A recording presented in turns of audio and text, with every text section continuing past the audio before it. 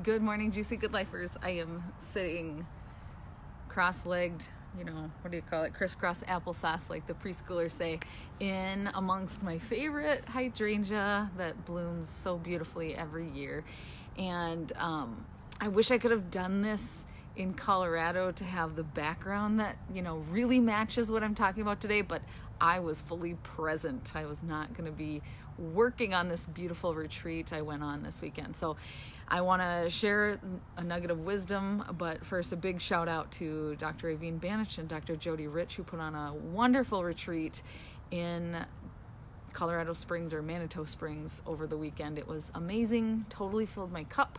And if you haven't spent time with these ladies, you're going to want to get in on the Juicy Good Life because they share some of their best wisdom with us in our video trainings. So back to the matter at hand. I just went on a walk this morning here trying to, kind of savor and linger in the feeling of retreat, which is tricky, right? You go on this magical retreat. People are, so zen. We're doing yoga. We're totally treating ourselves. We're eating healthy food that we didn't have to cook. I mean, it's totally the Juicy Good Life.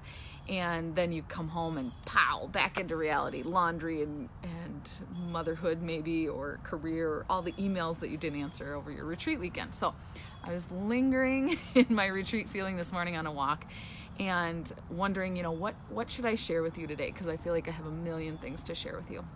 And the one that I wanted to really point out before I forget it even is, what legacy do you want to leave? Now, when we were in Manitou Springs, we went to Garden of the Gods. I highly recommend you visit this beautiful place one time in your life if you haven't. Go early because sunrise is just a really spectacular time there. And no matter what your fitness level is, there's potential for you to enjoy it too. So you feel like a real hiker. And in this Garden of the Gods is a placard on one of the beautiful mountains of the man who owned this 480 acre piece of heaven. And he was from Iowa and never built on it. He owned it, and then when he passed away, he wanted to make sure it was left for people to enjoy for free forever. So when we entered this garden, I was like, where's the toll booth? Where do you pay your fee to come into this beautiful park? And his legacy was that he would leave this piece of heaven for people for free.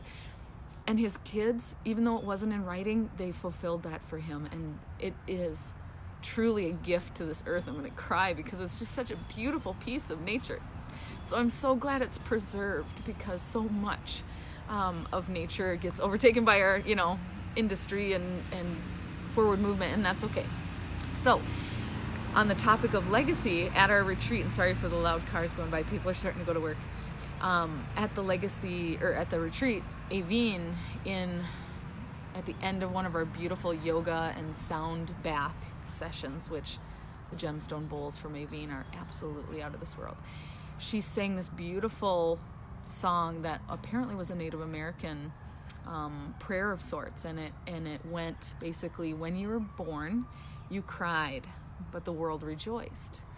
Live your life so that when I'm gonna cry again. Live your life so that when you die, the world cries and you rejoice.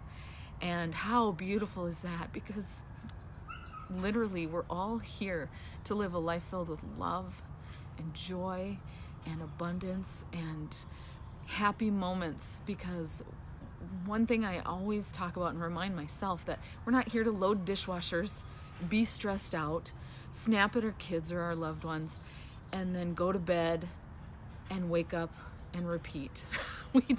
We are made for way more than that. So as you think about your week, your days, your months, your years ahead, what is it that's tugging at your soul? What legacy do you want to leave? Is it a garden full of beautiful flowers? Is it something in your community you want to do? Is it a piece of property that you want to turn into a park for everyone to enjoy?